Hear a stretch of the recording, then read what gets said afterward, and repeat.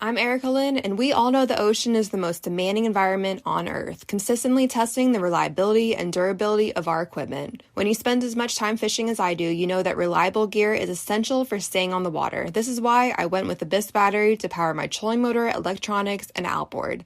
The guys at Abyss Battery are rattling the saltwater industry by manufacturing performance marine batteries specifically designed for sonar, outboards, trolling motors, and electronic fishing reels. They're also Bluetooth compatible, so I found checking battery statuses right on your phone while you're out on the water is a huge game changer. To learn more about why Abyss batteries are used by the pros and factory installed by premier boat builders, visit abyssbattery.com. Every day when we're on the road, people around us endanger themselves and others by using their phones while driving. They think they're hiding it, but we've all seen them and know exactly who they are. For instance, there's a sneak-a-peeker who darts their eyes between the road and their text. There's also the got a ticketer, looking upset because they just got a ticket for using their phone while driving. And what about the fast scroller who can't drive 5 minutes without updating their social media feeds? Or the night lighter who has that mysterious glow illuminating the inside of their car after dark? Do any of these sound familiar? If they remind you of yourself or someone you know, rethink your behavior before you find yourself becoming the fender benderer, the veering off the roader, or worst of all, the driver who killed someone. Put the phone away or pay. Paid for by NHTSA.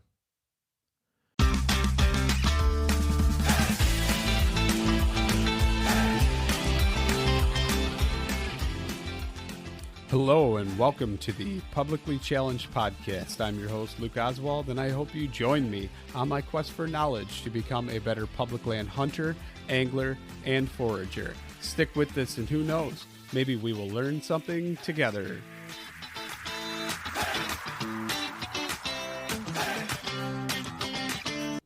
All right, we are back with another episode of the Publicly Challenged Podcast, and I am here with our other host, Clay Bowers. Clay, how are you doing tonight? What are you doing? Why are you acting like a clown? I'm doing good, man. I am, for those of you who are just listening, I was just balancing a ruler on my hat, trying to distract him with that introduction. And, yeah, I don't know why. Just in a goofy mood right now. Maybe That's it's good. because it was the full moon or something. I don't know. Or Yeah. maybe it's because I was just at the climbing gym and I'm in a great mood after I went climbing. Yeah. Do you belay? Yeah. No, I just that's got just a phrase that I often say to folks because they're like, yeah, anybody who climbs. I don't know. Oh, yeah. I actually, I haven't been climbing that long. I've been climbing for 1 year, and I just got my belay certification. Aren't you awesome now? Certified Yeah. belayer. Now you need to grow like a ponytail Yeah. or long hair anyway. I don't know. Grow a ponytail or long hair with my extremely thin hair. Yep, doesn't matter. Belayers and ponies, you could probably get like a Subaru Outback or a Forester and live in the back, you know? Yeah, it's a lifestyle. Yeah. No, I mean, you are spot on there. Just tonight, I saw a guy with a big long ponytail climbing one of the big walls at our climbing gym here. Wearing skin tight yoga pants. Yep. Like but Lululemon-ish, but for men. The thing that stood out to me was that he had almost no hair left on the top, but he was like he gathered up all the strands that were remaining and put them into a ponytail. Yeah. All right. Yeah. So yep. But you have met my brother, and me and him are going out to film an episode of Foraging the 50 in Arizona next month. About time. And while we're there, because he's also a climbing nut, so we're gonna go do some climbing together while we're out there. Cool. Yeah. Fun. So, spring is slowly coming upon us. Mm-hmm. And there is all types of things starting to creep out of the ground. Mm-hmm. I saw a bunch of rosettes today on a nice little walk of garlic mustard. And that's always obviously a first sign of things. Spring beauties and the Virginia bluebells just starting to pop out and just purplish, looking leaves still. and getting ready to be eaten, consumed, if you will. And let's see, what else did I see?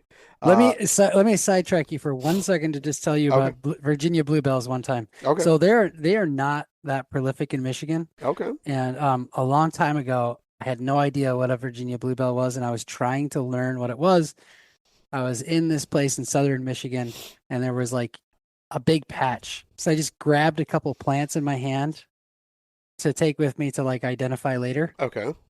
And I'm walking out of this park, and this lady's like horrified. Ah, you know, what are you doing with the Virginia bluebells? And I'm like, oh, cool, great, thanks for identifying them for me. And she's like, they're very rare around here. You're not supposed to touch them. Oh well. Yeah. Yeah. I don't think you heard them. They're fine. Yeah. Yeah. But anyway, continue on. Yeah. So I mean, you could see those right now. It's just the leaves. No, obviously no flowers or anything yet. But, it's a sure sign of things to come. No morels yet. I don't think the soil temps are quite there. Let me ask you this. Water leaf. Can you eat it? Would you want to eat it? Yeah, actually, in episode 2, Indiana, of our Foraging the 50 series, we did gather some. It's kind of a little bit of a rougher texture. Yeah, I imagine right now, because it's super young and tender and early in the season, to where, I mean, I'm just seeing like little 1 and 2 inch little leaves of water leaf, to where it's not like all big and grown out yet. Mhm. I don't know. I mean, do you think that would be a better time to pick it and eat it? And what does it taste like? It's really yummy. And I don't know, it tastes like Virginia water leaf. Stop it. I mean, I It's get it. really I good. get it. I mean, but like comparison, does it have like peppery notes? Is it bitter? No. Is it No, it's just salty? kinda- You know what I mean? Like a Virginia bluebell is kind of like salty tasting. It's kind of weird. Yeah, so Virginia water leaf. Why is everything named after Virginia also? Well, But because it was Virginia, one of the original colonies. So yeah, yeah. but the water leaf is very mild, just kind of even, dare I say, boring. Okay. All right. What about Yeah. Sochan? Oh, so good. Okay. But That's starting it's- to just now, it seems like, just emerge too. Yeah, but Sochan is a Asteraceae. Yep. So all of those things have like a reminiscent notes of a flavor that kind of runs through all of them. Okay. So like for instance, for Wild Food Wednesday yesterday, I harvested some fartichokes. Okay. And, Yep. and yep. I was eating, me and my daughter were munching on some raw fartichokes. Raw, and- huh? Doesn't it have too much of Yeah, a I starchy actually taste? really- Or no? No, it's not starchy at all. It's like a crunchy, like water chestnut. They're really good. I've never eaten any raw. Yeah, I can't stand them cooked. I think they're really gross cooked. Okay. Okay. All right. And they're really good raw, and they're really good fermented. But beware, people, if you're not used to the inulin, they're called It's a good fartichokes thing. for a It's reason. no big deal. Yeah. It's no different than drinking an Olipop or whatever, So, Yeah.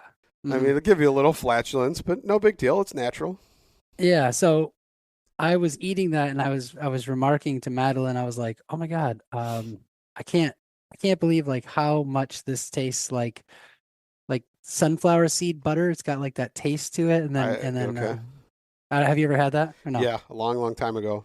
Yeah. All right. Well, anyway, like so sunflowers, Sochan, all those, they all have like that kind of similar vein of flavor that runs through them all. Yeah. And it's very interesting because like other plant families don't do that necessarily. Like a carrot might have like a pungent flavor, but it doesn't have like you wouldn't eat like a parsnip and go, oh, it's like got a carrot know. taste. Yeah. yeah, it's like True. it's its own I mean, you flavor. wouldn't eat hemlock and say, "Oh, this tastes like a carrot." Yeah. Don't eat hemlock. Yeah. Well, unless it's Tsuga canadensis. I don't know. What about it? Tell me more. That's hemlock. That's Yeah, but- northern that's the tree hemlock. You can Oh, drink tea. it's hemlock tree. No, I'm talking like water hemlock or hemlock, the plant that's in Yeah. the carrot family. Yeah. But you're talking about all this foraging stuff, and that's all exciting and everything. And maybe we're having like a Jasmine and Aladdin like mix thing where we each want what the other has. So like I'm really excited about fishing and possibly turkey hunting, and you're Oh, all excited. no, I am super excited. So I've been annoying the crap out of my entire family right now, practicing with mouth calls because Yeah. it's that time of year again. And being publicly challenged, I finally drew a public land tag for turkeys. I haven't had one since COVID canceled my turkey tag. Stupid state of Illinois shut it down, and I didn't get to hunt at all. Didn't get anything. Whether I don't even care about the refund, but I care about the fact that I didn't get to hunt. They crushed me. And that year I scouted. I did more work working a mouth call and doing all other kinds of stuff with a diaphragm that like I'd never done. I practiced so hard that I could do a gobble.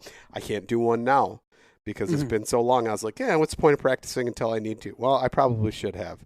So now I'm annoying the crap out of my family walking around all day with just a mouth diaphragm in and just making all kinds of calls like I was before we got on. But unfortunately, the microphone clips, so it doesn't really pick up on it. You need what we need is a condenser mic instead of cardioid dynamic like Yeah. we got. Yeah. But But you can't so you couldn't annoy me. yeah, but anyway, yeah, I'm working trying to practice cutting right now, Yeah. which will be cool if I can do that because it'll show that like I got a hen all excited, I'm the Yeah. hen and I'm all Okay. excited getting ready to get that gobbler come running after me. Are But you going to be using decoys? no, Oh, you're not a decoy user? I'm not going to use a decoy and I am not going to use a blind. I don't want to sit sedentary for turkeys. I believe in kind of just slowly walking through the woods and calling. And if I get a response from one direction or the other, I will slowly gravitate towards that, down one draw at a time Mhm. and post up if I hear them getting closer and let them come into me. Mm. Yeah, I'm more of a run and gun style when it comes to turkeys, and they limit the number of people in the woods on public. So, like, when it's a draw like that, you might have one thing that really kind of pisses me off, though. Here, get this: the state sends me a tag. I'm like, oh, sweet. I didn't even know I was going to hunt that area, but during deer season, I saw a ton of turkeys on the so-called south side. Okay, Uh, and that's where my tag was. And I was like, sweet. I know, there's a ton of turkeys in there. I know where to go. And like, I'd watch them come down off the roost while I was deer hunting. And so I was like, super excited and jazzed. And then I get a letter in the mail like 2 weeks later saying, the state has made some mistakes. Please send us your tag back as soon as possible. And I'm like, oh, what's this crap? So then I get a phone call because I didn't send it back right away and they're like, could you please, send your tag and we'll reissue one. There was a few, what'd they say, dates or something wrong. And I was thinking, oh, well, maybe I got an earlier season. No, same season gave me a different zone. They really? changed it from the south to the north. And I'm like, that's crap. Like, so, I mean, it was the north was where I drew that tag all the way back during COVID. So I guess it's redemption for that, you know?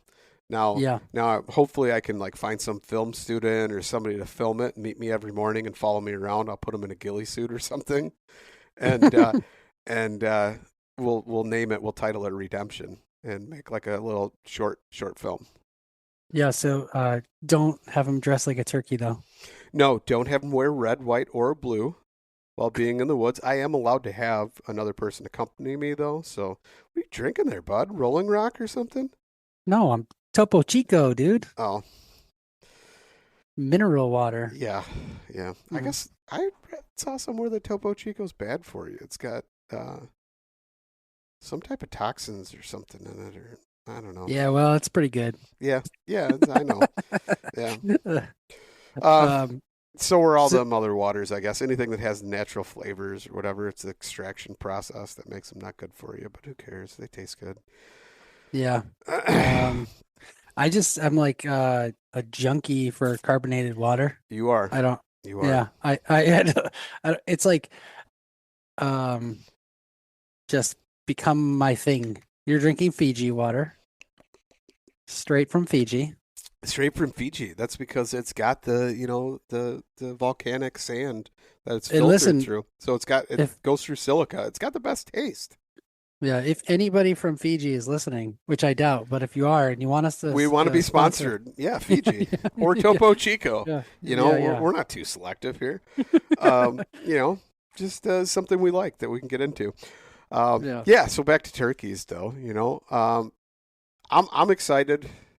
Kind of pissed me off a little bit that, they changed it up on Mm, me like that. Because, I mean, I had a whole game plan in my head, and then I get this other tag, and I'm like, wait a minute. They switched zones on me. But mm. whatever, if they needed to spread out, hunters or whatever. Hopefully I get a chance. Hopefully I get a chance to kill one. That's all I ask for. So How long is your season? I get a week. Yeah, man, that's like what all we get this year is So, like they well, there's they five. changed We have it. 5 seasons or 6 seasons maybe. I actually got fifth season, so I'm like later. I would prefer like first, second, third season.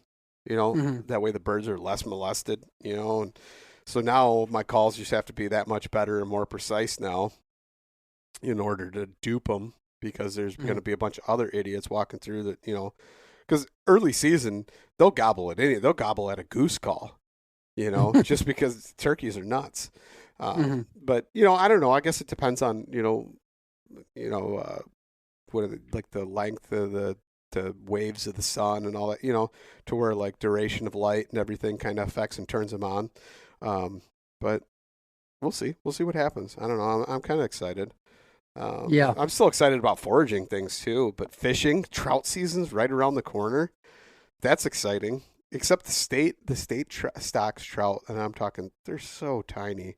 You'd need like 6 of them, and I think it's like a 4 or 5 limit per day, But I mean, one person, you eat one, and you're like, oh, that's a good little snack, you know, enough to put on a Yeah. couple crackers. But some of the private lakes and stuff like that, they stock, like What trout? 6 pounders rainbow.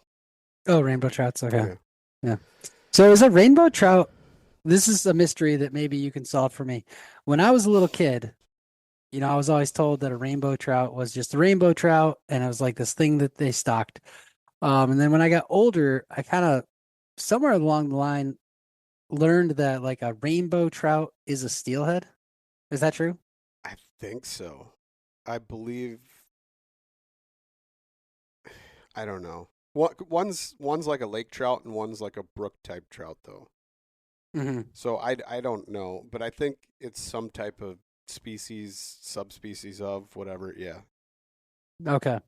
All right. Well, I don't know. Either way, all fun to fish. Yeah. All pretty good. You guys have steelhead down there or no? No. Oh, Well, I okay. mean on Lake Michigan. Yeah. Yeah, yeah. We got steelhead, there's guys all winter and the river down the we have the Boardman River that flows through Traverse City. Yeah. All winter you'll be driving down there and there's at least a couple guys fly fishing stuff, Yeah.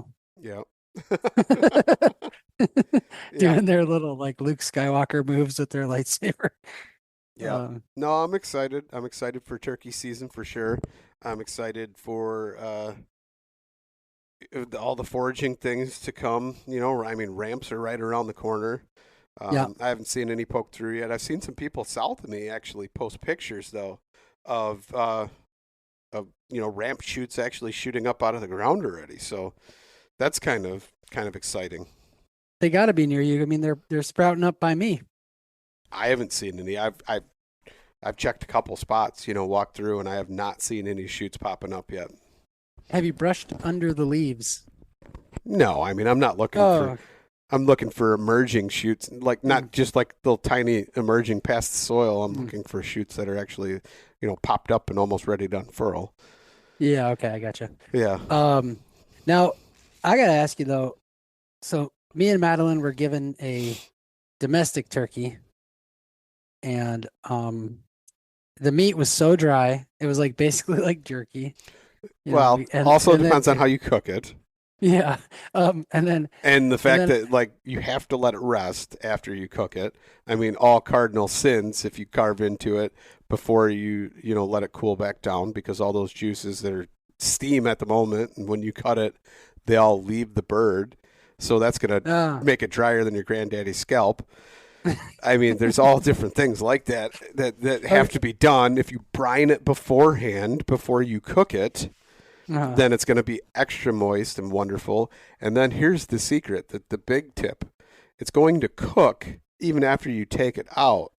So mhm, you take it out at like 160 and wrap it and let it climb, and it'll get to like 180, mhm. and then it goes back down.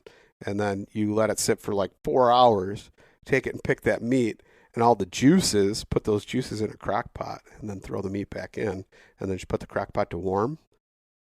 And that's the most juicy, most tender turkey you're going to eat. Dude, um, I don't know what we did wrong then, and I don't know what my experience with turkey has been. Maybe I've just been around bad turkey chefs my whole life. But in my experience, like the Lord did not bless turkey with the ability to hold moisture because I You can we ruin a actually turkey. Yeah, you can ruin a we turkey. we actually ate the meat. Listen, and then I was like, okay, well, this is so terrible. Might as well just throw the rest in the crock pot and make a stock. which is a So good idea anyway. and I threw it in there, and then like the next day I like picked a bunch of the meat off and I took it with me to work, and I was just eating the turkey, and I was just like, how in the name of God is turkey that sat in broth still drying my mouth out? You guys dried it beyond dry then. Would you cooked it to like 220 degrees internal temp? I don't You know, know. that's things you need to know, Clay. You got to Okay. know. Well, that's like you and the She taco cooked it, shells, not white me, people taco shells. Uh-huh. Your whole life you ate them uncooked and then wondered why they tasted terrible. I mean, come on.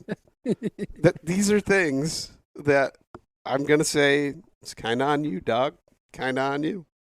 Yeah, but I've just so my curiosity, I asked that because I've never shot a wild turkey. Wild I turkey have is a lot darker. It's a lot darker yeah, meat. It's not okay. like super white. Like your breast is still kind of white, but it's like more of a pinkish than white, you know. Hmm. And then the whole rest of the turkey is pretty well dark meat. Like it's different than like your heritage breed commercial turkeys, you know. Hmm. Those are a lot whiter meat. Yeah. Yes, Well, I've shot two with a bow during oh, fall season. Yeah, really? yeah. One with the compound, one with the longbow, stocked up on one with a longbow. And then I ended up, it spurred at me when I went down to grab it and grab the arrow. It spurred at me and I had the arrow in my hand and I jumped back. And, Hmm. I, and I'm standing there and I got the turkey then, and I wrung its neck. And I'm like, my leg feels really warm and hot wintertime. Hmm. Well, I mean, not winter, fall, but it was cold. It was really cold, so I had like coveralls on.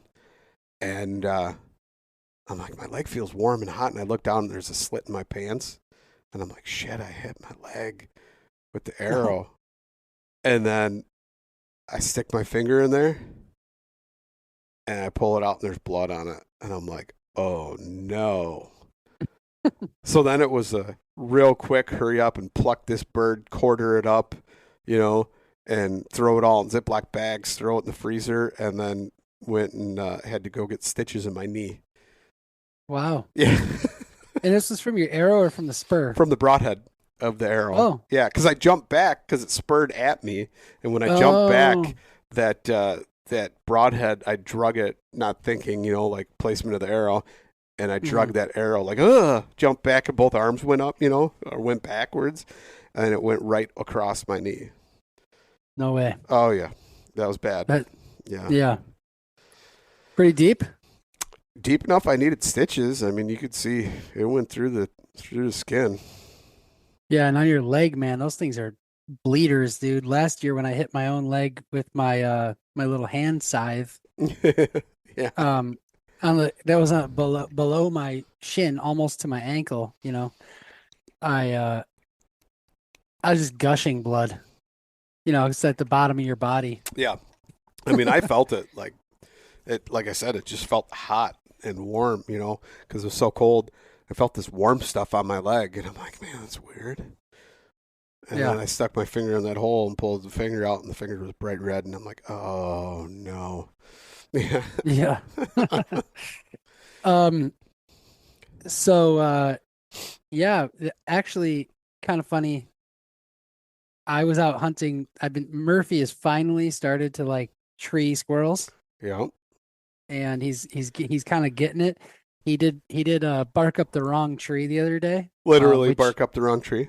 Yeah, which led me to think, I was like, holy cow, now that I have a dog that's a treeing dog, I never, like, we like say these sayings our whole life, and Yeah. we never, and I was like, I know what that means. I was like, he was barking up the wrong tree. He didn't watch the squirrel go to the other tree. Um, but I shot a squirrel the other day for him. He followed it and barked at it like crazy, and I was like, okay, this is awesome. I shot him a squirrel. It hits the ground, and it's still alive because like I had, it was like up in a cedar tree, and I could barely see it. Mm-hmm. Like all I saw was some black. It was a black squirrel. And I shoot and I hit it, and it was still alive. It falls out of the tree though, and it freaking bites him. And he ran over to it and started, like trying to get it, and it bit him. And he got so mad and just like, "Rah!" And it's just like, and like just like killed it immediately. Good. And then and then I took it from him, and he was so psychotically angry at that squirrel that I had to like put it in my vest. I can't. Why, I got one of you those, didn't like, give him like the head or anything at least? no, no. I mean, I gave him some of the meat later on, but Mm. but he's like so psycho that I'm like trying to reach back and put it in the small game pouch behind my back. And he's running up my body like it's a tree, and like jumping, and I'm like holding the squirrel like above my head, and he's almost getting it. You should have just gave him the head, lopped the head off, and give it to him Yeah. next time. Yeah, but we're going down. I don't know when we're going to release this, but the squirrel season in Michigan is like really, really long.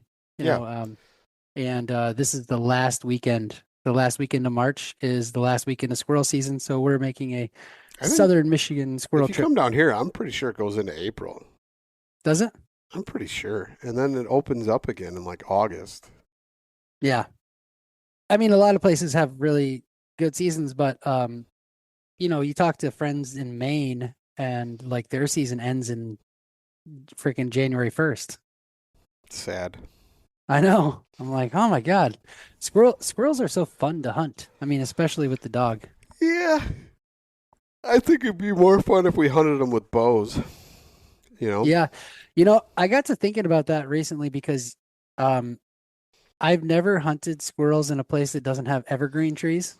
Okay. So all of my hunting is like really hard because everywhere up here Yeah. there's like heavy mix of evergreen and oaks. You need to come down and hunt some of these oak savannas or Yeah, I big know. old river bottoms that are just full of giant old growth oaks, and just Yeah. smack them down. Lay the hammer down on all them squirrels. I know, but that's why I Some got to thinking. foxes and grays and Yeah. yeah. But I really did get to thinking, like, maybe it is just actually harder to hunt squirrels in northern Michigan. Everything's just so much harder in northern Michigan, Clay. That's why it's just, you're actually a great, like, phenomenal hunter, and you don't even know it. You just because it's so hard up there that. No. I was actually, I I'm actually curious, like, if it is harder or not. I don't know. Maybe. I mean, I imagine hunting them in pines may be harder, but if you get a squirrel call and you get them barking, then they start flipping their tail everywhere anyway, and you just start blasting them. Yeah. I don't know. Yeah, but sometimes, like, so just for an example, that squirrel I shot the other day, all I could see, because it was up in a cedar, Mm-hmm. the only thing I could see was like a little piece of black. And I was like, maybe that's the squirrel. Well, And you I shouldn't have just taken a shot then, Clay. That sounds unethical. no. I mean, I knew the Uh, squirrel was in the tree. yep. I knew that the squirrel went into that What if tree. I it watched. wasn't? What if it was like a hunter that was in there also Yeah. hunting Oh squirrels and he was in the tree and all you saw was his black beard and you just shot him in the face? Just saying, Clay. Like, no, there's nobody else in the woods.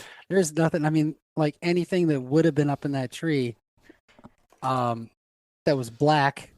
Like what? It could have been a skunk, I guess, why's it got to be black? because it was a black squirrel. Oh, okay. Just We have like half of our squirrels are black up yeah. here. What is that? I've noticed. I saw one in my yard today, and I'm like, I haven't seen a color phase like that around here in a long time. Like my mom and dad's is crazy. Like it. I remember when like the first like two of them surfaced, and then that mutation, that color phase change took over, and now like the majority of them there are. It's so weird how that happens. Biologically or Where whatever. Huh? where do they live? They're like other side of the river, me basically. Mm-hmm. Yeah. That color phase seems to function, I guess, somewhat as like camouflage. Yeah, I mean it seems to be working for him because like that mutation has taken over and now it's like the majority of the color, Yeah. In my experience, like if I had a gray squirrel and a black squirrel right next to each other, the reason why the black squirrels are gonna outcompete the gray squirrels is because I don't care what anybody says. My experience as a squirrel hunter has shown me that black squirrels are always smaller than gray squirrels. Slightly maybe. Yeah, yeah. Yeah. So like I have never once shot like a giant fatty black squirrel, but I have shot plenty of giant fatty gray squirrels. And I know that they're the same species, right? Yeah. So they're both gray squirrels technically. But I'll always shoot the gray squirrels. So it's like I am doing my own demise here because I'm like shooting all Yeah, the you're selectively, yeah. I'm shooting for keep the black squirrel genetics, which are smaller squirrels. Black squirrels matter, man. Black squirrels matter. Yeah. They're cool though. I mean, I like them. I No, can I think spot it's them. cool. I think it's cool. I still want to shoot a white squirrel. And I know you can't. I'm not talking albino. There's a difference. But there Oh, is an entire mutation of squirrels, an entire population in Illinois, and there's a whole town that's famous for them, and they're Hmm. protected, so you cannot shoot them. But I think it would be cool to have like one of every color phase, and then have them mounted. well, Maybe even mount them like in various like weird like dogs playing poker or something cool. Like, but okay, squirrels. is there you could probably drive around there and collect roadkills Maybe. because roadkills are around everywhere. Yeah, depending on how it was killed, I mean, if it's too smushed or flattened or whatever, you might not be able to salvage. I don't know. Yeah, that's an idea. But I just think it'd be really cool. I want to kill them though. I want to like, you know what I mean? Be like, yep, I killed one of every color phase. Mhm. Like You want to get a squirrel I slam? want to get a squirrel slam. Yeah, I do. Yeah. What entails a squirrel slam? Honestly, I think that you'd have to have like pine squirrels and everything else too. Whatever's out west. It'd have to be one of every species of squirrel that's legally huntable. Yeah. I don't know all the different squirrels though, because like I've been around the country and I've seen squirrels out in like California and Yeah. Texas, in like New Mexico. And I want to say that like they say they're a different species. They just look like a skinnier, homeless version of our squirrel. Yeah, smaller. Yeah. I don't know. But I mean, so like a turkey, you got like the Eastern, the Rio, the Mhm. what is it, Merriam's, Yeah.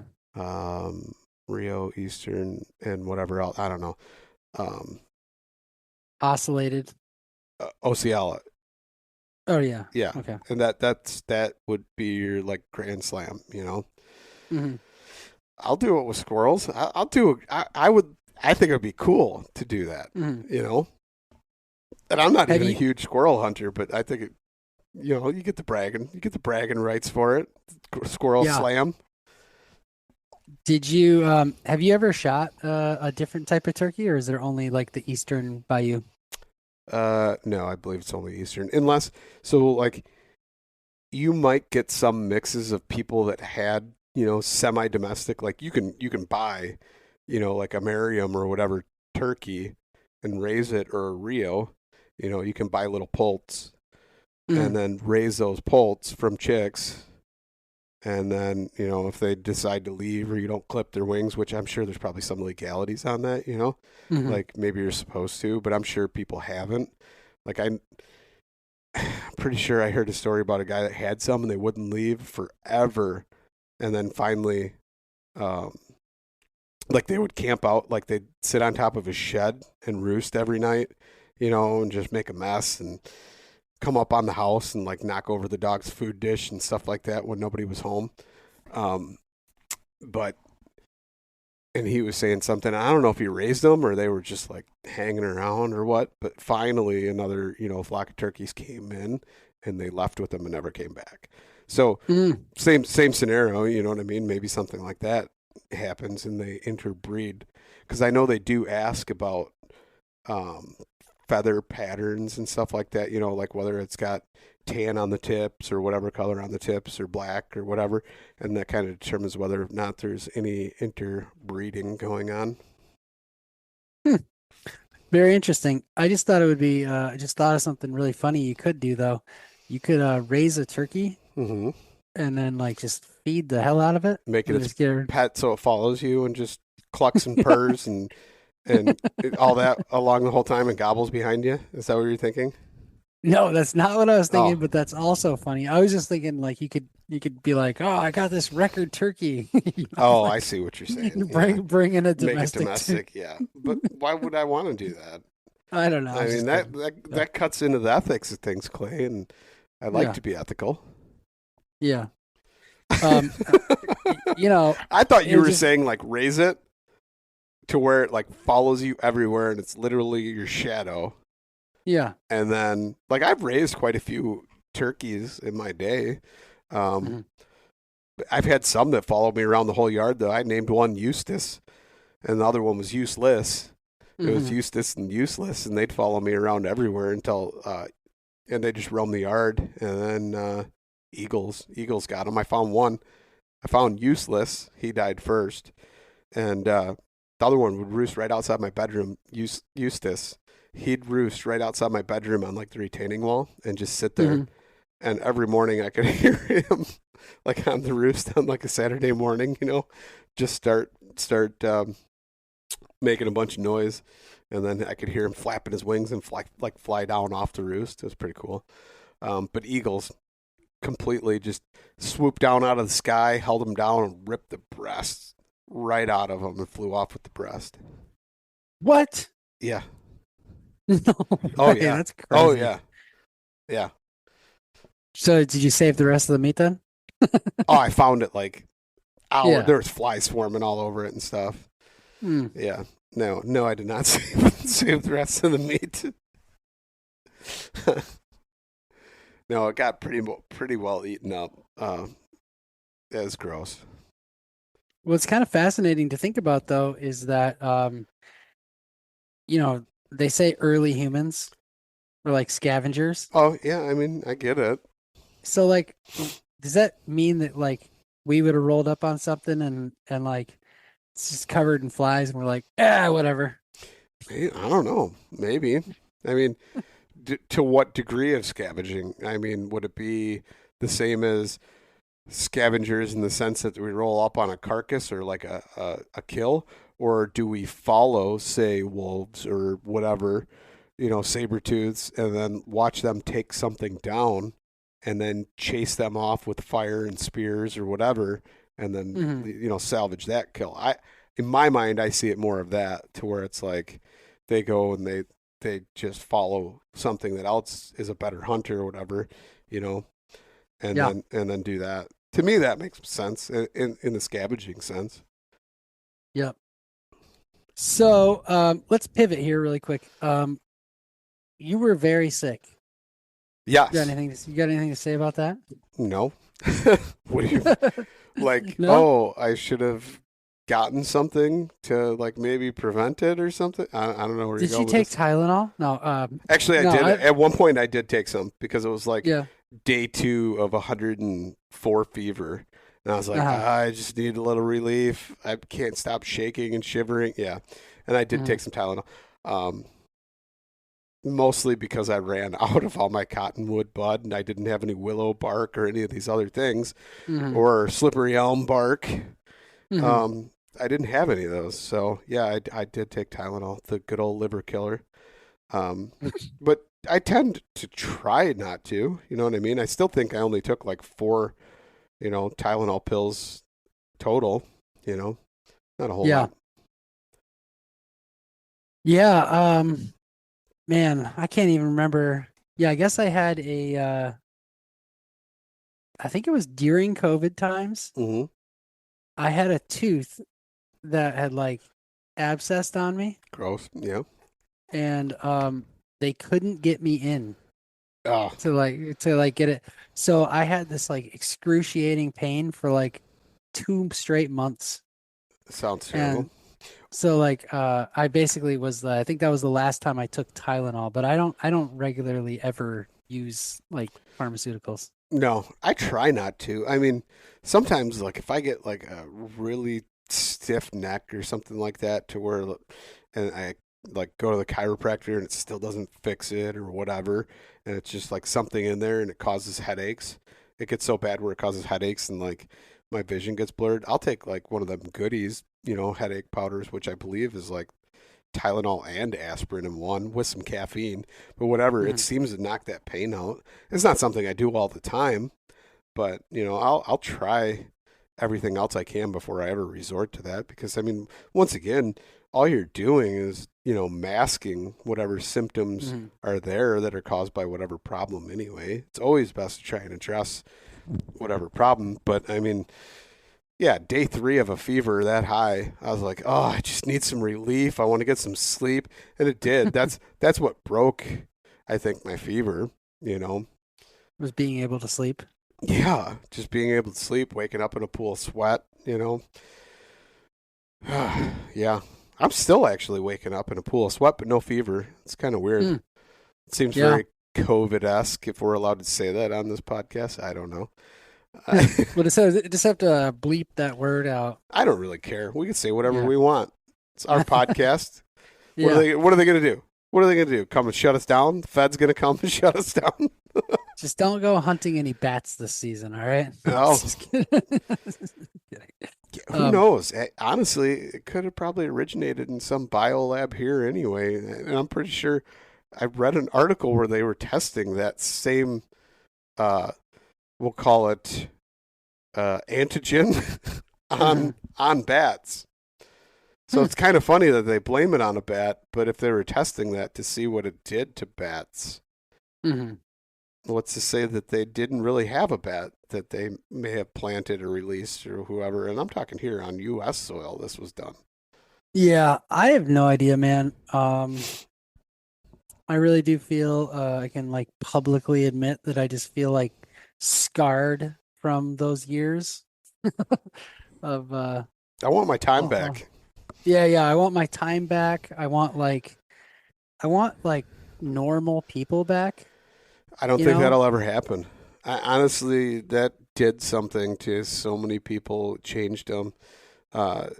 Fundamentally, it showed maybe they were like that the whole time, but that allowed people to feel like they could express themselves in a different way afterwards. I don't know. Maybe it was political stuff beforehand. You know what I mean? There's so many different factors, polarizing factors within that whole time frame that's continued and progressed on now to where it's a crazy mixed up world that we're living in. Yeah. You ever hear those those theories that like we actually went into an alternate dimension. Oh Like yeah, yes, the the CERN, Mandela effect, or is no, that no, no, different? The Mandela effect is where they're trying to tell you like something never happened or something, right? yeah, yeah. But it did, like the movie Shazam with um, Sinbad, right? Was it Shazam? I don't know. What are you trying to talk about? What Well, about they're it? saying it never existed, or like you can't find proof of it on like Google or anything, but you know it did because you saw it as a kid, stuff like that. Huh? Or what was it? The Bernstein. The Fruit of the Yeah. Loom logo never had a cornucopia on it. Huh. But I remember as a kid looking at my skivvies, and they sure enough did have a cornucopia on it. Don't tell me it didn't. Richard Simmons never wore a sweatband was another one. Huh. How about the Bernstein Bears and it's actually Bernstein Yes, Bears it is now? Berenstain. It's always been Berenstain Bears. I've got some of the Has OG books. Yeah, it has. People just mispronounced it. Yeah. Okay, well, how do you know that the Matrix didn't actually just shift the spelling and you just your brain just aligned with those memories? Because years ago, before that, my wife corrected me on it, and I was like, "What? Really? Oh!" And then she showed me the books.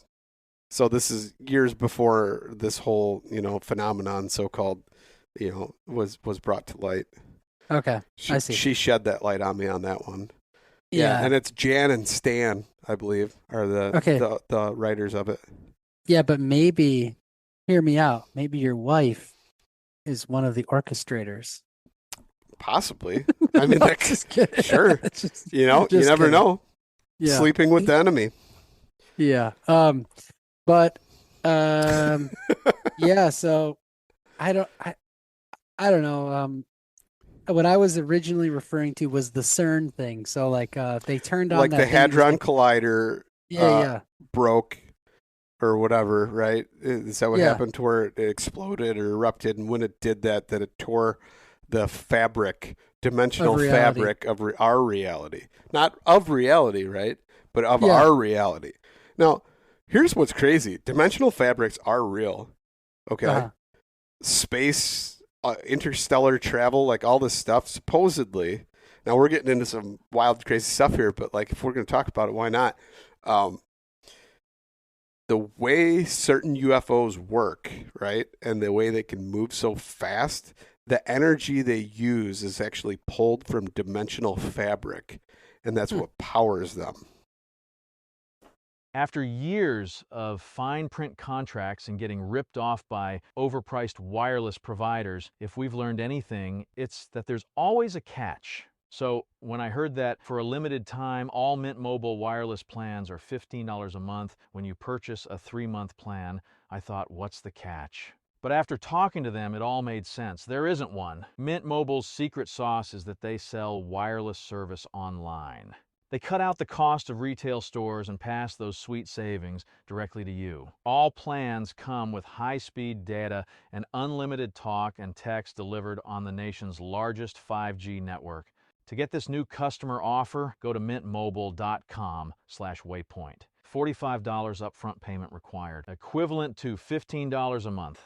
New customers on first 3-month plan only. Speed slower above 40 gigabytes on unlimited plan. Additional taxes, fees, and restrictions apply. See Mint Mobile for details. Oh, that's awesome! Don't miss Thursdays with Saltwater Experience, brought to you by Golden Boat Lifts, every Thursday night from 6 to 9 p.m. Eastern on Waypoint TV, the destination for outdoor entertainment. So, I mean, to say that the dimensional fabric tore and now everything is like seeping through and worlds are mixing, who knows? I don't know. I mean, if you think about it, like the whole Stranger Things, like if you've seen that show or whatever, how like they basically have like a hadron collider and they're using telepathic powers to try and summon certain things. To say that that isn't happening or hasn't happened, or I mean, it's very possible. Geez, man. Yeah. I mean, guess if you go into like, here's what's crazy, and religion and the Bible ties into so much of that stuff. people don't realize it, and like you can choose to have a narrow mind about it and only see what's exactly on the page, or you can look at it and look at like how it's actually applied to life, or look, archaeology and everything else that's there that they found and the evidence. But the fact of the matter is it talks about this stuff. It talks about heaven and hell, right? Well, what if it's just two separate dimensions? Mhm. I mean, that would totally make sense. Well, all I know is that it certainly feels as if we altered into some separate reality. I don't know if we Uh, actually did or not. There's no way to tell. yeah, there is no way to tell. It just feels like that in a day-to-day basis. Like everything, like we talked about it many podcasts, just how you just can't have a conversation with people you disagree with nowadays, like all the political stuff, the COVID times, everything. Yeah, it's just a boiling kettle. Yeah. Either Uh, somebody takes it off the stove or it's going to start steaming. I don't know, man. Um, all I know is we are a hunting, fishing, and foraging podcast, and yeah.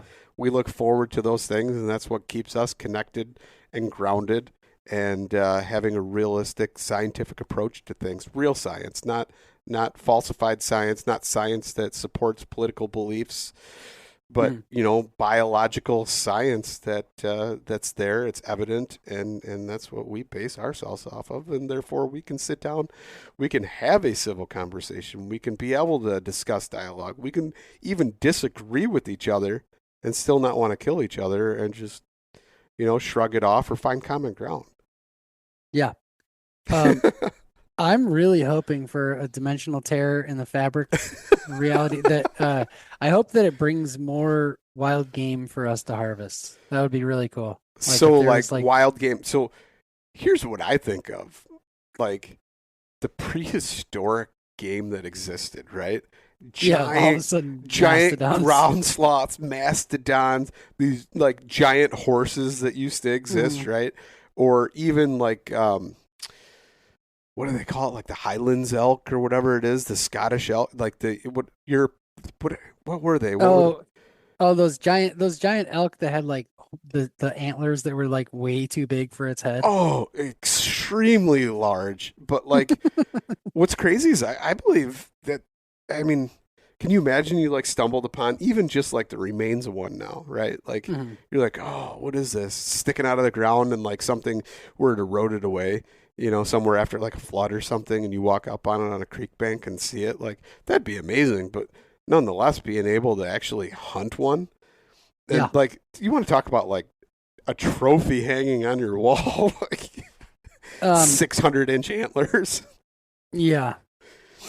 Um, they're real close to bringing back the woolly Mammoth, mammoths. yeah, yeah. They're Yeah. gonna do it in some part of Siberia or something, right? They're trying to restore some tundra or something. Yeah. Some, you know, I, part of me wants to say it's cool, right? Yeah. It does. I'm like, that's kind of cool. We get to see a mammoth, like, but at the same time, where do you draw the line? Yeah. Once you unleash Pandora's box, okay, say you get this mammoth, and then because the mammoth's back and it's grazing on these plains, it starts pooping, you get some like weird virus or something emerges out of the soil that hasn't been there because it like triggers it, right? Or Mhm. whatever, I don't know. But just to me, it seems like you're developing some type of like biological nightmare. And then, Yeah, not to or like mention, dinosaurs are next. What's next? yeah. I mean, I'm sure, Uh, honestly, you can get your dog cloned, right? Like your dog's sick and dying, they can take its DNA and clone it, and you can get a replica. If you've got enough money, you can get your dog cloned, your cat cloned.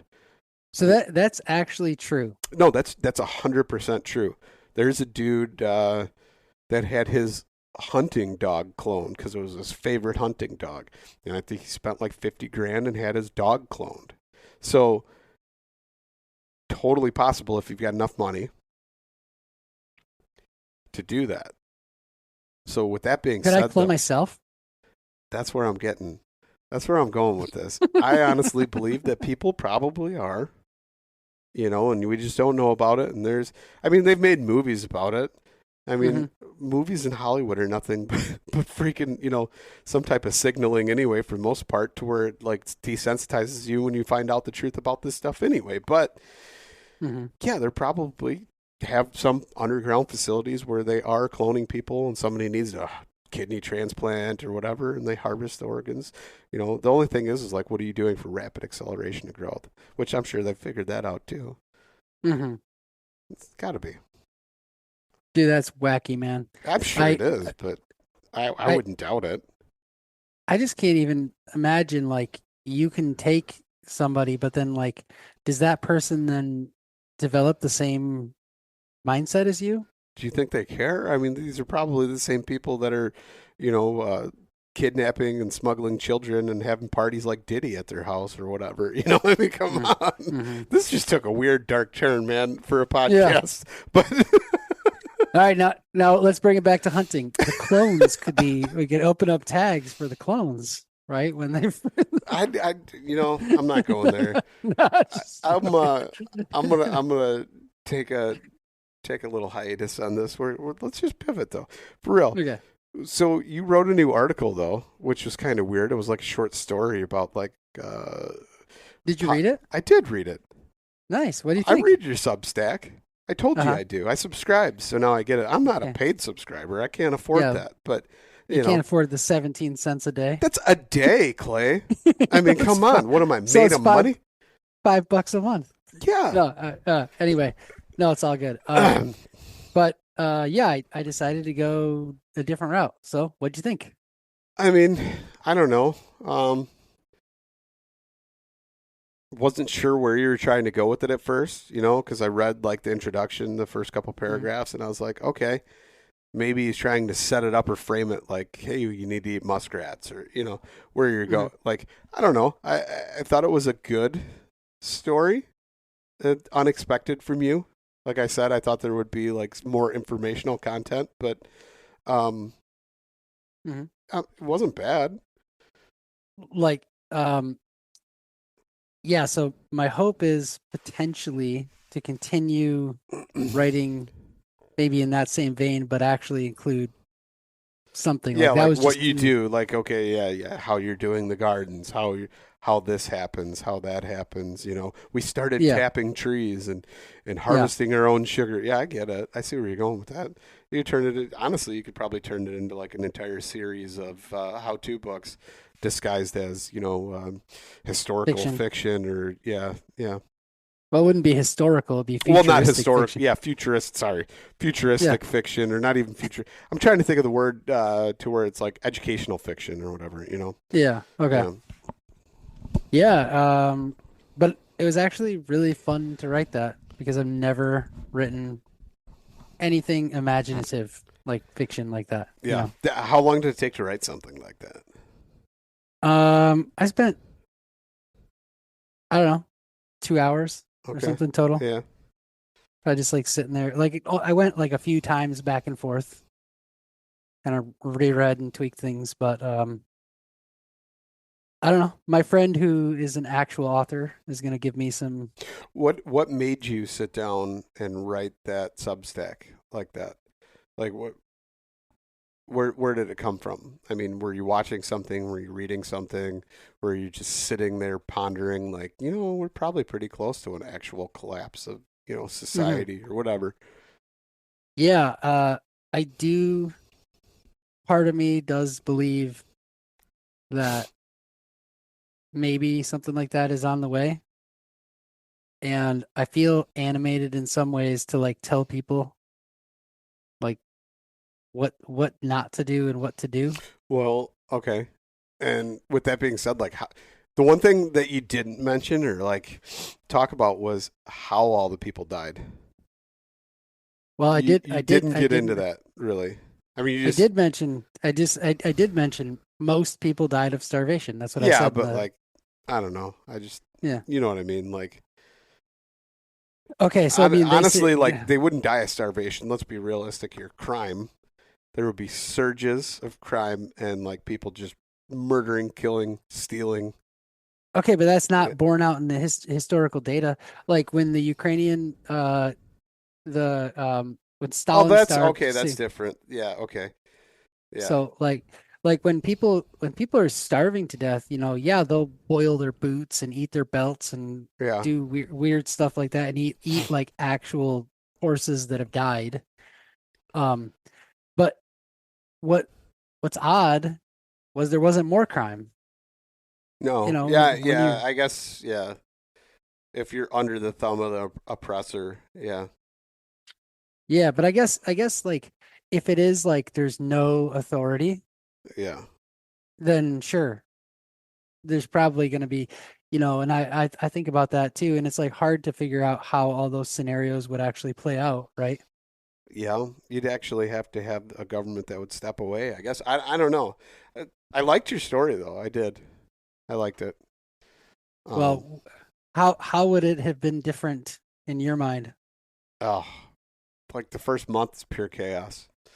Yeah. People. That- Well, here's like even if there was like, I feel like government intervention, like if things happened to where it was like obviously slow, but once people couldn't go to banks and take out money, once people didn't have electricity anymore, they'd start to panic and get stir crazy.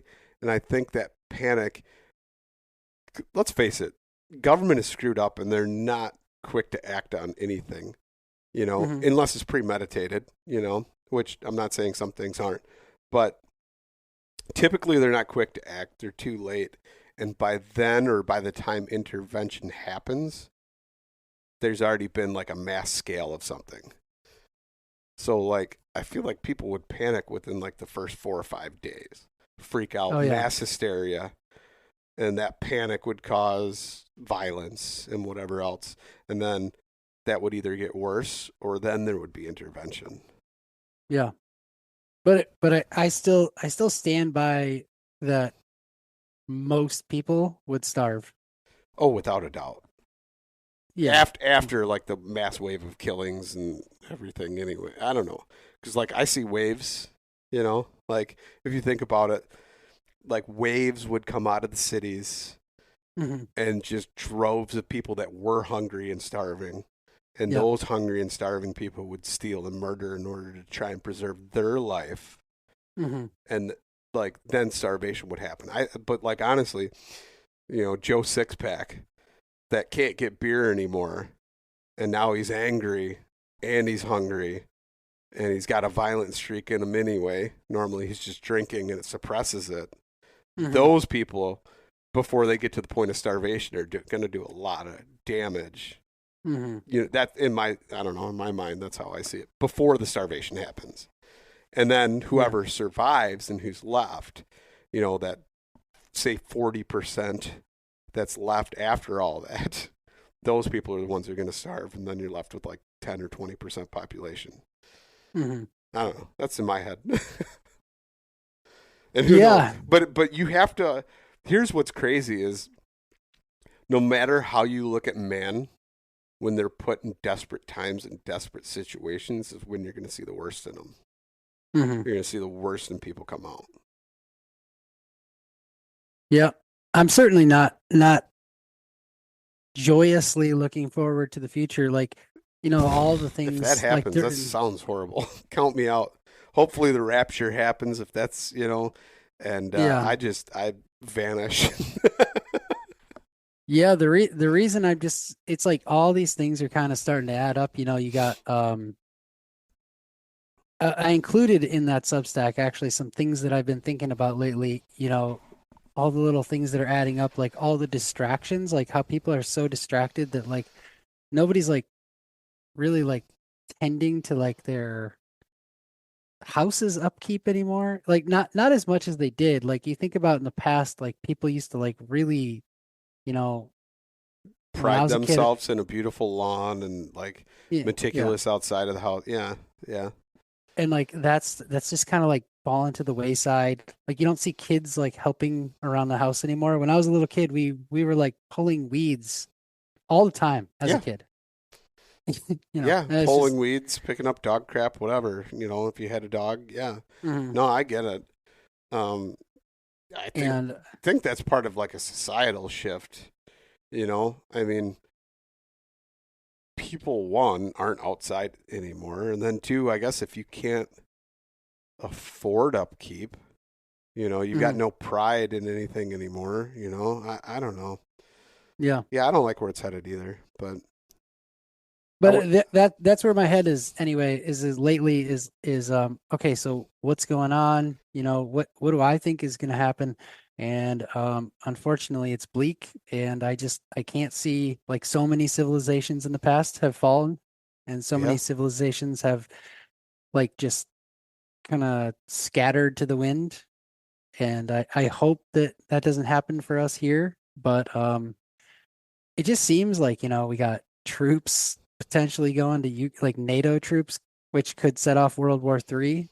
We got they're saying less than 45 or 50 uh farming harvests left on our topsoil on the earth, unless we do like drastic measures for our soil.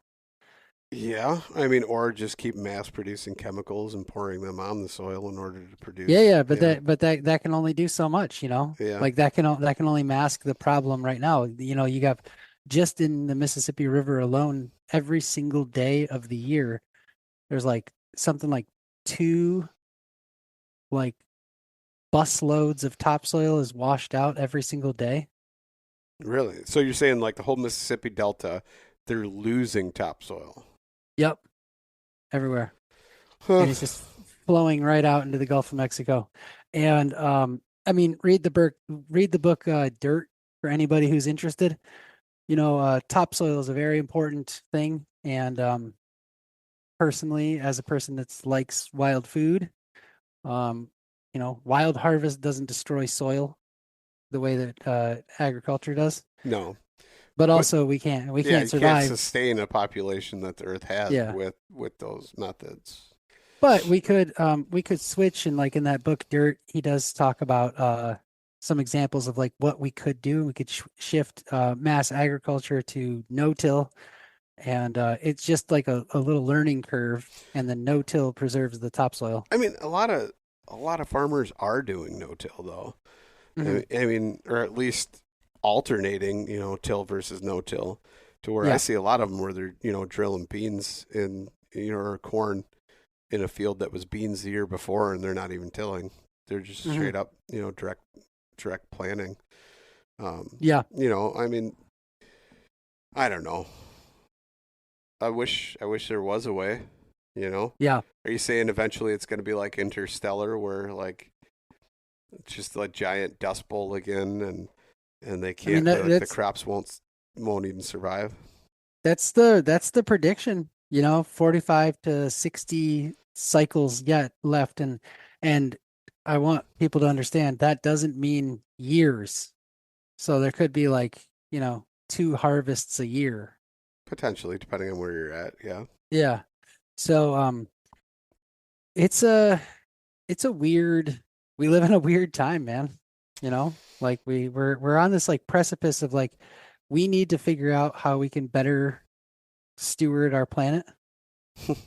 And I we're think there's problems with that though. Like, yeah. unfortunately there's certain people that, and certain corporations that, control most of the Hmm. ways and practices that are done. Hmm. I mean, look at like Monsanto and all those are the ones who are going to dictate how things go. Yeah, you are correct.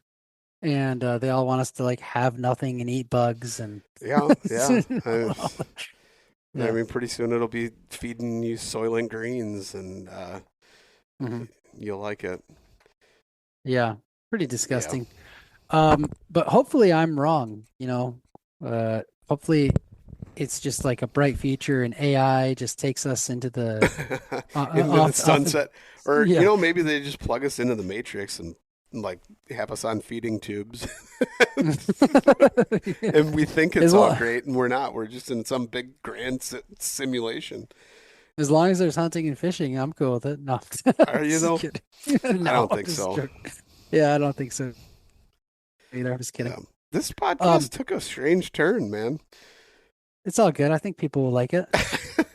And if you don't, write in and tell us about it. Send Slide me, into Clay's DMs yeah, slide into my DMs. at Clay Bowers on Yeah, Instagram, or you or could publicly_challenged mhm. on Instagram.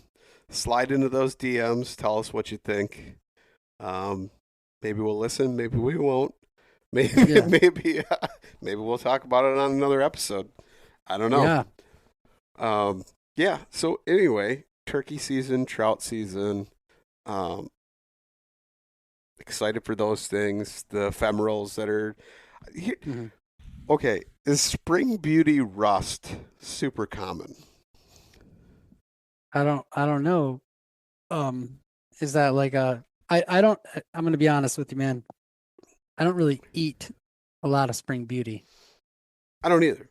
But so there's a place that I go that every year I find spring beauty that's got like the spring beauty rust on it, which is actually like a fungus or something or whatever, a parasite that infects it, right? Yeah. Yeah. I know what you're talking about. I just don't. Is that don't edible? know. Do you think that's edible? No. Don't eat that? Don't do it? Don't do it, man. Why? You'd probably I don't know, you'd probably hatch or something. That'd be cool. Maybe that's what starts the genetic mutation of the zombie apocalypse. Right there, spring beauty rust, and then it turns into like that one show with the cordyceps mushrooms that, change temp to where it can actually inhabit a human host. Which, yeah.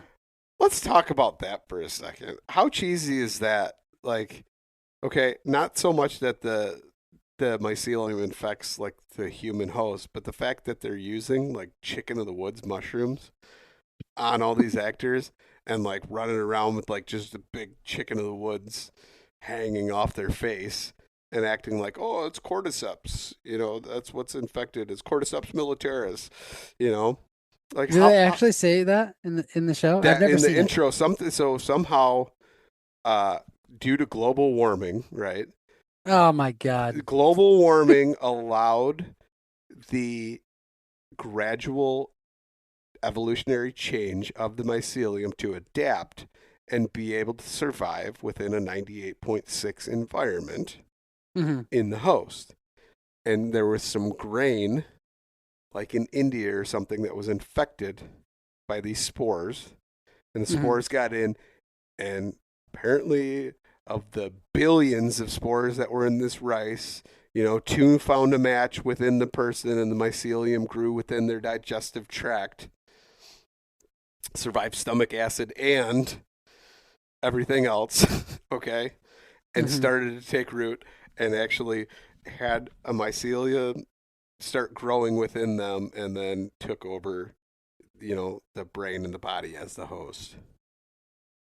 Wow. And then, of course, if you get bit by one of these, then the mycelium is within you, within the saliva, supposedly, Okay, so it's mushroom zombies? Yeah, mushroom zombies. Yes. Okay. Yeah, it was a whole like HBO show, The Rest of Us or Among Us, something. Yeah. Yeah. But like, I just found it funny that there was not like one cordyceps mushroom anywhere, right? Like the fruiting body of it was nowhere to be found, and it was only like hen of the woods and like weird other mushrooms. Not hen of the woods, chicken of the woods, and some other ones. But yeah. Now, did any of the mycophile people harvest the humans that had changed so that they could take a medicinal mushroom, make their bodies into medicine? Apparently some people are resistant and have like natural antibodies within them, so they're trying to use those people or that person to try and find a cure or a vaccine for this condition. Yeah. It sounds like kind of like a Walking Dead ish. Yeah. It's interesting, and of course, there's newly established governments. And then there's the rebellion or the resistance against these newly established governments, all kinds of internal conflict, yeah. But I just find it funny though, like who in the technical aspect was like, Oh yeah, nobody will know.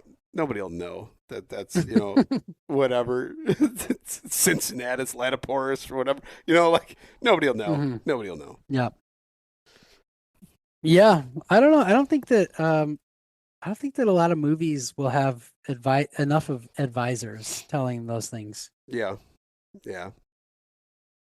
Yeah. Um, like my son who's gotten really into guns, Okay. sometimes he'll like point things out in movies. He'll be like, and he's only 13 and he's like, that's not even the right, like, like whatever, That's sometimes, age. yeah. Yeah. There's some of that, but then sometimes you get them to where they actually do have like a good technical director or whatever or hire the right consultants that tell them, sometimes. Yeah. Like the John Wick movies, I mean, they're far-fetched and stuff, but like the technical aspects, what was all that? There was some other one. It's where Jamie Foxx is a cab driver and Tom Cruise is a hitman. I can't think of the name of the movie, but Yeah, I don't know. that one, the technical aspect of all like the shooting and everything and like round counts and how he shoots people and everything, super technical.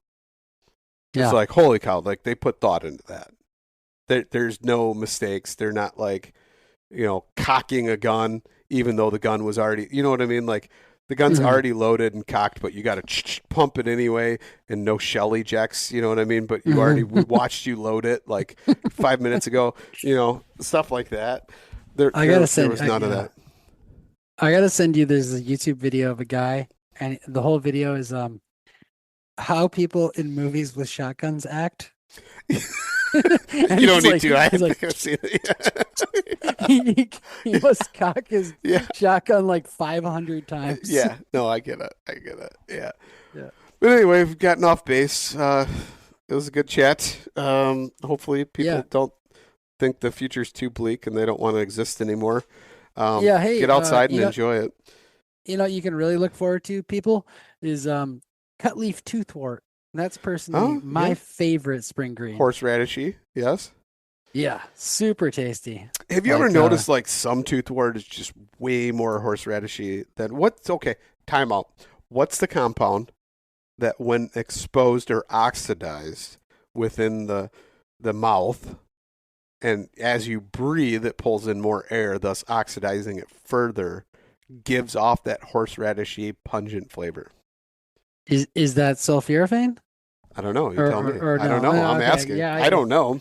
I mean, we could talk about it, but I know that that's the process and how it works. That's what happens. Well, maybe it is sulforaphane. I don't know. That's one of those potent brassica things. That's where you get like one of those like spicy flavors from like watercress and all that stuff. What are you giving it a goog? Yeah, I'm googing. I gotta know. Okay. Well, all those brassicas though, they all have like potent anti-insect chemistry, and all those things are really good for humans. Yeah. So people will say kind of things like Paul Saladino will be like, oh, like brassicas are really terrible for you and blah, blah, blah, blah. Allyl isothiocene. Oh, yep, that's it. Yep.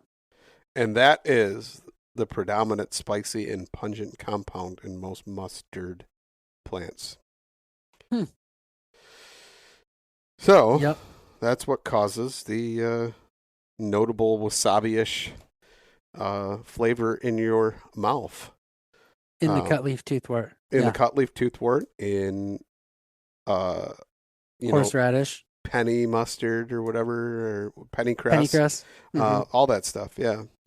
Penny mustard. That's a catalog, isn't it? Like I think that's furniture. Yeah, pennycress, all those. Yeah, that's what gives you that mustard horseradishy flavor. Yeah. Yeah. All I know is I love that flavor. I do too. I like it. I enjoy it. Yeah. And cutleaf toothwort is so mild in it. that But it that's is. what I was. That's what I was gonna say. Is how do sometimes it's way more pungent than you'll pick up one somewhere from whatever place, and you'll eat it, and then it'll be like, "Whoa, that one's kind of strong," and then other ones you'll be like, "Oh, that's very mild." Mhm. But have you ever just done like half of a salad in cut leaf toothwort? So No, you do that's a like, lot of toothwort. yeah, it I'm is, yeah. Yeah, that's a lot. No, but it sounds good. That Oh and my then God, like you get like what is it called? Nasturtium or whatever, the flowers, nasturtium. Nasturtium, that's it, nasturtium. Yeah, Like you get those flowers and then it's like got the peppery like arugula taste to it too. That'd be pretty good yeah, together. That'd be a yeah, good combo. A little bit of throw a little bit of acidity in there, a little bit of lemon juice or acid, whatever, yeah. vinegar or something. Mm-hmm. Definitely, dude.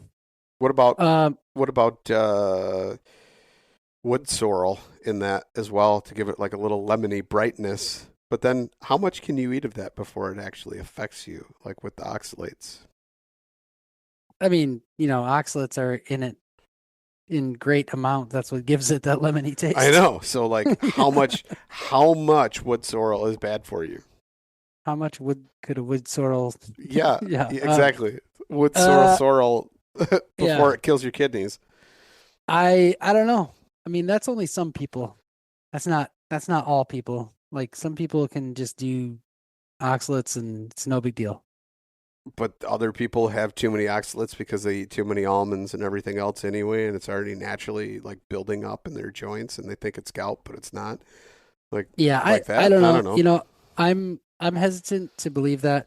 Um, you know, honestly, a 5-minute Google search I did after like I saw all these people freaking out about oxalates, and it's like a Google search that took me literally 5 minutes Yeah. came up with that humans historically had gut bacteria that broke down oxalates, and like that gut bacteria is like the overuse of antibiotics has done away with a lot of that gut bacteria. Okay. So like one of the top reasons that people suffer from so many like oxalate stuff nowadays is just basically due to antibiotics taking out that gut bacteria. So how do you replace that gut bacteria? I don't know, and I don't know what it was, but like I said, I just did like a simple, just like I just wanted to look up like, okay, so like what What's would cause, causing this? Yeah. yeah, what would cause humans to like not have all these problems in the past, and then all of a sudden just be like, I can't eat peanut butter, Well, you I know? think I don't know. One of the things I thought of was like the availability of certain things now. Never before in history have you had, right? Like before, someone would eat almonds, but it's not like you're going to eat almonds all year round and be able to have access to, be able to eat a pound of almonds a day if you wanted to. You know what I Yeah. mean? Like on top of eating 5 to 10 handfuls of spinach every day versus being able to go out and collect whatever, wild green that you were eating and be able to do that every day. It's seasonally, right? And so your diet, in my mind, changes seasonally versus, the readily available everything now to where you go to a store and just mass consume. Yeah. I don't know. To me, that seems logical. Yeah. But antibiotics, that also seems very logical in the destruction of gut bacteria. But I mean, I wonder if there's ways where you can restore. Like, what are you born with that like you can't replace? You know what I mean? Like as far as because most of that's based upon foods, right? So like lactobacillus or whatever, you're able to eat certain things and restore that. But what else is there? Yeah. I'm not really sure how that works, but I will tell you that a few years ago I had to go on one round of antibiotics. This is a tooth related thing, Yep. And then I had another round of antibiotics that I had to go on, like shortly thereafter Mm-hmm. to like keep this infection at bay. And I basically feel like I have not rebounded from that. And that was 4 or 5 years ago. Really? I feel like my gut bacteria has like not rebounded all the way. And That's yeah. interesting. Yeah, like it's actually like yeah, I was like, I needed it at the time, but but maybe there could have been other measures that doctors, like some doctors that maybe like actually had to keep up with studying, would have been able to tell me what to do, you know, Yeah, I don't know. I feel with that. like definitely they're overused, but obviously in some cases they're absolutely necessary, or Mhm. at least it's the best method. I don't know. Then again, I just saw another study. I was trying to look real quick and see if I could find it, but it was there's a certain group of antibiotics that they freaking They nuke your guts. well, no, it's the long term what was it? Um I can't remember the group that they're in, but it's like Levaquin, Avalox, all these other, and it's quinothiolones or whatever, something like that. Anyway, those antibiotics, if they're used more than like a couple times or something like that, you have like a 40% increased risk of like different tendon and muscle injuries Hmm. long term. Really? Long term effects from those. And then if you couple those up with like a corticosteroid, so like taking prednisone or whatever at the same time, which doctors, very, very common for a doctor to give you like prednisone to dry something up and accelerate your body's immune response and at the same time kill the infection, right? Super common. But those two, when they're put together, end up causing even higher significance of fibrous tissue and tendons and ligaments and all kinds of damage, and like long-term effects. They're talking like they did a study where it was like 15 years later these people are still at a way higher risk for issues. So like, I mean, to me that's insane that an antibiotic can do that, but it's possible, you know?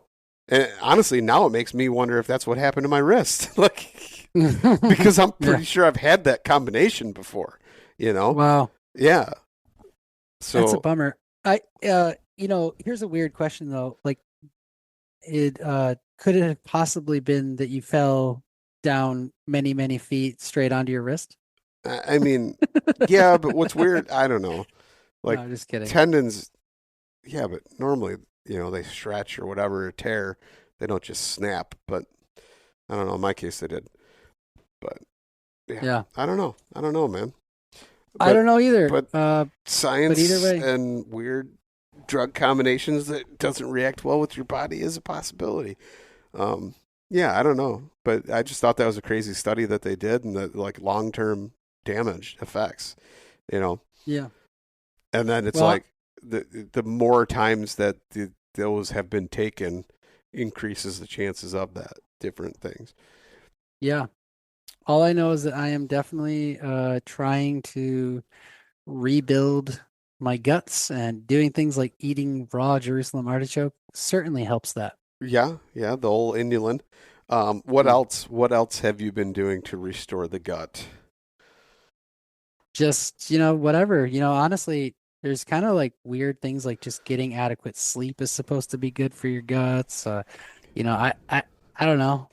Because I feel like normally you're a person that thoroughly researches something before you do something, or you get this harebrained idea in your head, rapid research it, and then just go like full on, like dive headfirst into it, kind of like you did with the whole carnivore thing. Yeah, I try. I mean, I gave it a whirl, and that one definitely was not my cup of tea. It was not my cup of broth. Yeah. But I don't know, man. Either way, turn it into a pumpkin here. Yep. All right. So with that being said, slide into Clay's DMs, comments, concerns, questions, suggestions, whatever. If you want to be a guest on the show, or somebody who that could backfire. Well, no, I'm just saying, like, Yeah. we don't have to invite them on, Yeah. but like, we could take suggestions. I'm certainly open to hearing suggestions. Because, we're civilized people and can have that conversation, right? Even Yeah. if we don't agree with it. Yes, if you want to come on the podcast to debate Luke about how awesome wolves are and how hunting should never exist, then Luke How slide awesome into wolves Luke's are. DMs. Wait, what? I'm saying I think wolves are cool, and I think if you're going to introduce wolves, you have to be open and entertain the idea of hunting wolves. You can't just say, "Oh, we've got this population, you can't touch them," but they're going to come after game. I mean, you know what I mean? Like there has to be a balance with everything that you do, and if you're going to do that. But I'm also for reintroduction of the bison. I'm also for reintroduction of elk. What I'm not for the reintroduction of are dinosaurs, mastodons, things that haven't been here within, a millennia or two. Yep. That sounds awful. But definitely go to publiclychallenged.com. Check out the merchandise because you got some cool stuff up there. We do have some cool stuff, and if people don't start buying it, I'm going to shut it down. I'm going to shut everything down, and we're getting rid of the podcast too. Start listening. Tell your friends. Subscribe.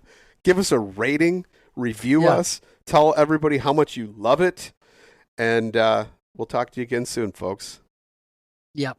Sounds good, man. See ya.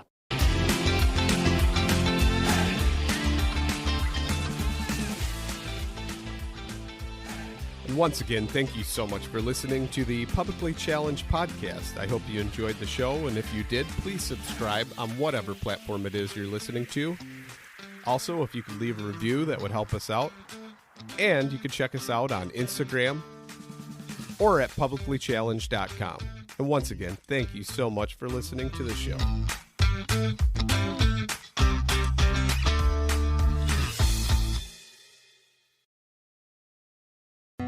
Through the Blackwater bayous and in the dark Louisiana night floats a duck camp, alive with the sounds of swamp pop and the smells of Cajun cooking.